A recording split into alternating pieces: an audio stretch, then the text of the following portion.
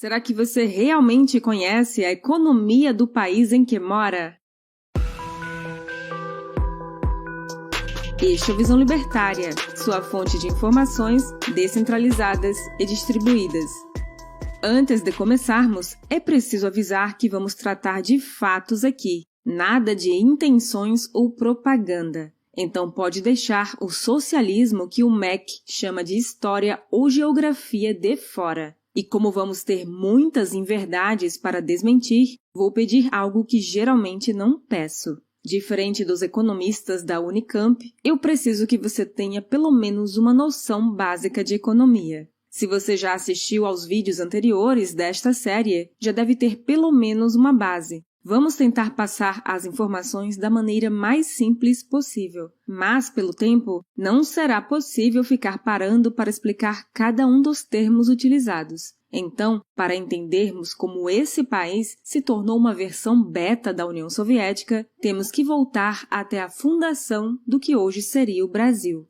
Antes mesmo dos portugueses chegarem aqui, o continente americano era povoado por diversas tribos indígenas. Classificar todos esses povos como uma só categoria seria o mesmo que chamar todos os nascidos na Europa de europeus, ignorando as grandes diferenças culturais entre os mesmos. Por exemplo, algumas tribos ameríndias eram nômades, enquanto outras tinham cidades tão bem elaboradas que já tinham saneamento básico. Os astecas, por exemplo, já tinham uma rede de comércio internacional antes da chegada de Colombo. Mas isso é um tema para um outro vídeo. Mesmo aqui no Brasil, onde a maioria dos índios era seminômade, havia grandes diferenças entre os povos indígenas. Dentre os 7 milhões de indígenas que habitavam o Brasil, os mais numerosos eram os povos tupis, guaranis, gés e aruaques. Ainda assim, os tupis eram divididos em dois grandes grupos, os tupiniquins e os tupinambás, que, por sua vez, eram subdivididos em grupos ainda menores. Achar que todos eles viviam um estilo de vida similar é um absurdo.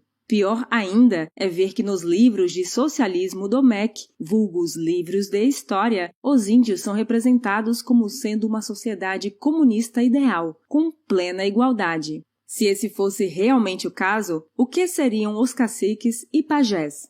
Lideranças sempre vão existir em uma sociedade. A questão é a coerção. E nesse quesito, infelizmente, temos de dizer que havia sim impostos em várias tribos indígenas, mesmo aqui no Brasil.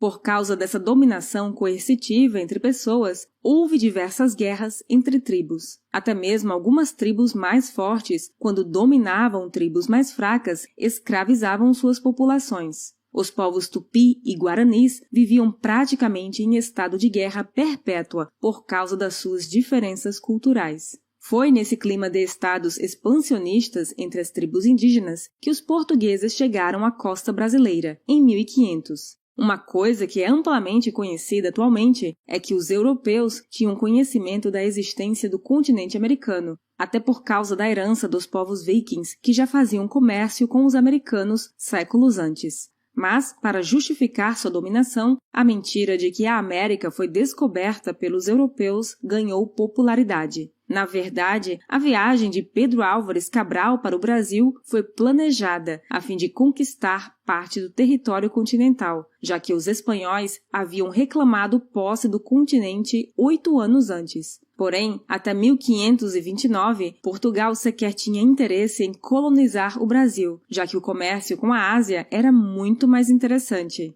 Nesse meio tempo, o comércio do pau-brasil se tornou muito lucrativo. O nome pau-brasil vem da cor da madeira da árvore, que possui um tom vermelho forte como brasas, e acabou sendo o nome adotado pelo país, apesar do vermelho das brasas não existir em nossa bandeira. Essa madeira era muito utilizada para fazer tingimentos vermelhos para roupas, e como o vermelho era considerada cor da realeza, esse produto era muito valorizado na Europa. Mas coletar essas árvores com apenas os tripulantes de uma embarcação era muito difícil. Então os mercadores faziam trocas com os índios, em que eles davam objetos fabricados na Europa em troca de troncos de pau-brasil. E antes que você venha dizer que esses indígenas eram explorados por trocarem um carregamento de madeira por um simples espelho, vamos considerar alguns pontos. Primeiro, quantos aqui podem dizer que conseguiram fabricar um espelho em sua casa sozinho hoje mesmo? Graças ao livre mercado, produtos como lápis, espelhos e isqueiros são facilmente encontrados em lojas pequenas e por preços praticamente irrisórios. Mas nem sempre foi assim. A complexidade de laminar o metal prateado e produzir o vidro plano para espelho é muito alta. São processos difíceis e delicados, que apenas são baratos hoje porque são feitos em larga escala e facilitados pela tecnologia atual. Em segundo lugar, valor não é objetivo. Para os indígenas, um espelho era uma ferramenta mágica que muitos acreditavam que poderia prender a alma de quem olhasse para ele. Por mais ingênuo que isso possa parecer, era direito deles acreditarem no que preferiam. Além disso, árvores eram algo que os índios tinham em abundância, de forma que pouco valorizavam a madeira enviada. De fato, para os índios brasileiros, os portugueses eram malucos por trocarem ferramentas místicas e tecnológicas por meros troncos de árvores.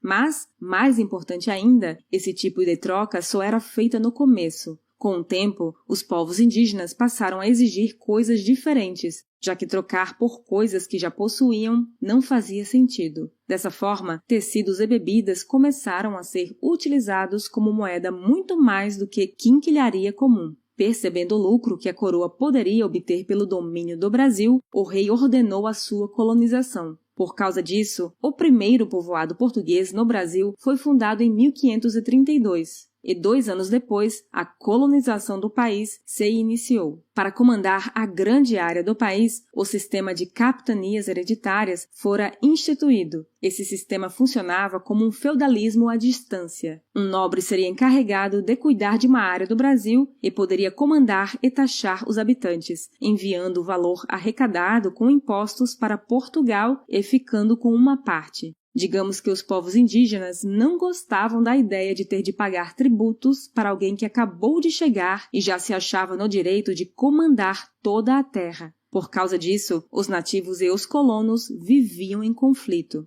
Das 12 capitanias criadas, 4 dos donatários nem vieram tomar posse da terra. 4 morreram pelas mãos dos índios e somente 4 sobreviveram até o fim desse sistema, em 1549. Dentre essas, apenas São Vicente, que mais tarde viria a ser o estado de São Paulo, e Pernambuco foram bem-sucedidas. Por quê? Bom, em grande parte, os governantes dessas capitanias perceberam que era melhor comercializar com os índios do que guerrear com eles. Além disso, Pernambuco decidiu baixar os impostos, o que permitiu que os colonos pudessem investir na cultura de cana-de-açúcar. Isso foi um grande boost para a economia dessa capitania, tanto que o Nordeste do país se tornou a parte mais desenvolvida do país naquela época. Infelizmente, o início da cultura do açúcar trouxe consigo escravos africanos para o trabalho nas plantações. A quantidade de escravos era tão grande que não somente vinham das colônias portuguesas, mas até de colônias de outros países europeus. No total, cerca de 2,8 milhões de escravos africanos vieram para o Brasil. Vendo que o sistema de capitanias era muito bom para os nativos e colonos, mas contra os interesses da coroa portuguesa, em 1549, o rei instituiu um governo mais centralizado em Salvador, na Bahia, chamado de Governo Geral. O governador-geral funcionava como um vice-rei controlando toda a colônia. Durante esses períodos, houve diversas invasões de povos europeus, como franceses e holandeses.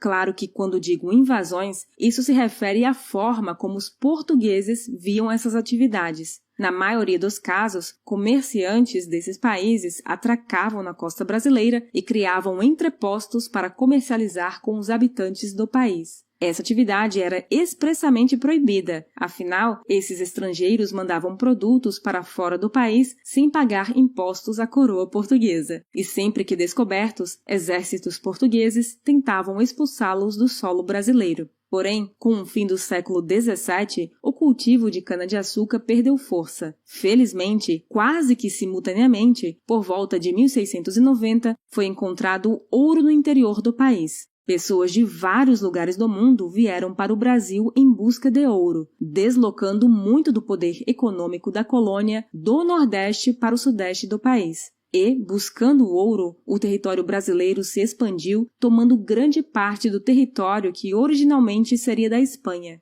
Essas linhas imaginárias, dividindo terras entre pessoas que não são donos, sempre são ignoradas. Claro que com a descoberta de ouro, a riqueza extorquida do Brasil cresceu vertiginosamente. E o que a coroa portuguesa fez? O mesmo que alguém que teve seu limite no cartão de crédito aumentar faz. Gastar sem pensar no amanhã. Só tem um problema. O amanhã sempre vem. Diferentemente da cana-de-açúcar que brota do chão, o ouro vai ficando mais raro ao passo que é extraído. Mas para a coroa isso não importava. A arrecadação baixou? É só subir mais os impostos. E por causa dessa subida de impostos, sem controle, várias revoltas se iniciaram. Dentre elas, vale ressaltar a Inconfidência Mineira, em que o povo se revoltou contra o imposto de 20% sobre o ouro. 20% para um brasileiro hoje seria uma alíquota dos sonhos, pois atualmente a alíquota para a mineração é equivalente a 100%. Isso mesmo. Caso encontre ouro na sua propriedade, tecnicamente, esse metal raro pertence ao governo, mas é óbvio que tal lei também é muitas vezes ignorada. Se essas revoltas tivessem sido bem-sucedidas, talvez hoje estivéssemos morando nos Estados Unidos do Brasil, a maior potência econômica do mundo. Mas é claro que isso é apenas conjectura. Fato é que o governo conseguiu destruir qualquer chance de separação do Brasil do domínio português. Porém, a situação do Brasil mudou drasticamente quando, em 1807, Napoleão Bonaparte dominou a Península Ibérica. E, como todo bom rei faz quando seu povo é ameaçado, seu primeiro instinto foi fugir, abandonando seus súditos para uma terra mais tropical. A chegada da coroa portuguesa ao Brasil pavimentou o caminho para a criação do Império Brasileiro. Mas isso é uma história para outro vídeo. Obrigada por sua audiência. Este artigo foi sugerido e escrito por Libby Rhodes, revisado por Paulo Almeida e narrado por Baby Yoda. Se você quiser contribuir para a causa da liberdade, clique no like e compartilhe o vídeo em sua rede social. Considere também se inscrever em nosso canal e clicar no ícone de campainha. Até a próxima!